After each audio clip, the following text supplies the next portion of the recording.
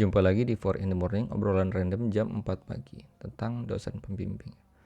Saya merasa bersyukur bahwa saya mendapatkan dosen pembimbing yang menurut saya baik ya, enak ya, S1 maupun S2. Standar enaknya itu adalah minim drama gitu. Kalau saya lihat dosen pembimbing teman-teman saya yang lain itu ada yang sampai berminggu-minggu pun gak maju gitu, karena gak dikasih waktu untuk bimbingan. Mungkin sibuk atau apa. Tapi gini ya, saya nggak mau mendiskreditkan dosen tertentu. Dosen itu adalah profesi yang sangat-sangat sibuk. Apalagi kalau mereka mendapatkan jabatan struktural atau fungsional yang membuat tanggung jawabnya bertambah. Jadi bukannya nggak punya waktu untuk membimbing mahasiswa, tetapi prioritas membimbing mahasiswa itu ditempatkan di layer paling bawah dalam kehidupan mereka gitu. Dan itu wajar itu. Dan saya menghindari pakem atau aturan yang berlaku di kampus sekarang ya.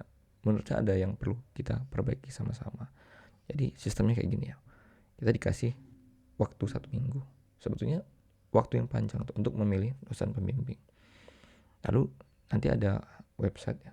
Kita pilih dosen, kita ajukan judul, lalu kita submit. Nah, isunya adalah setiap dosen pembimbing itu memiliki kuota yang terbatas, sehingga most likely kita nggak akan mendapatkan dosen yang kita tuju. Itu. Tapi, nah, kalau kita berada dalam keadaan seperti itu, kita tuh rebutan. Bisa jadi kita kalau beralih ke dosen yang lain, yang prioritas kedua dan ketiga, itu juga dituju oleh orang lain, sehingga kita cepet-cepetan kan. Itu hitungan menit ya, by system itu udah kelar. Semua dosen udah full terisi. Mungkin mirip seperti apa ya, dunia marketing ya, dunia yang mengeluhkan konsumerisme, di mana orang dipaksa untuk mengambil keputusan yang keliru karena ya tadi ya diberi jeda waktu yang membuat mereka terdesak ya, impulse buying ya contohnya ya. Misalkan ada flash sale ya, 3 jam ya, harga sekian. Boleh jadi setelah flash sale-nya selesai harganya tetap segitu. Orang yang nggak ngerti tentang trik psikologi ini, maka dia akan terjebak dalam yaitu tadi ya, beli barang yang pada akhirnya dia nggak butuh kan. Ya mungkin analoginya mungkin seperti itu ya. Nah, apa yang saya lakukan ya, saya japri dosennya sebelum periode 1 minggu itu dimulai. Saya japri, saya perkenalkan diri ya, nama, nomor induk mahasiswa, terus saya bilang topik penelitian saya ini dengan judul seperti ini, berkenankah Bapak untuk menjadi pembimbing saya.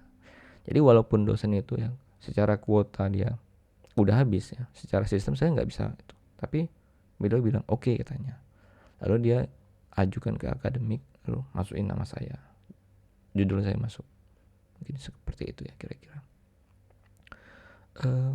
Nah ini satu hal lagi yang penting ya, mungkin menurut saya penelitian itu kan cuman problem dan metode ya.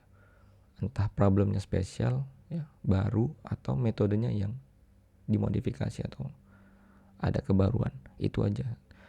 Nah dosen itu dia akan semakin bersemangat membimbing kita ketika field of interestnya beliau itu dan topik penelitian kita tuh beririsan. Nah, semakin besar irisannya maka semakin tertarik ya. Dan itu adalah salah satu hal yang menurut saya menjadi kunci untuk berhasil atau enggaknya penelitian itu, lanjut atau enggaknya tuh. Ya oke, mungkin itu. Terima kasih.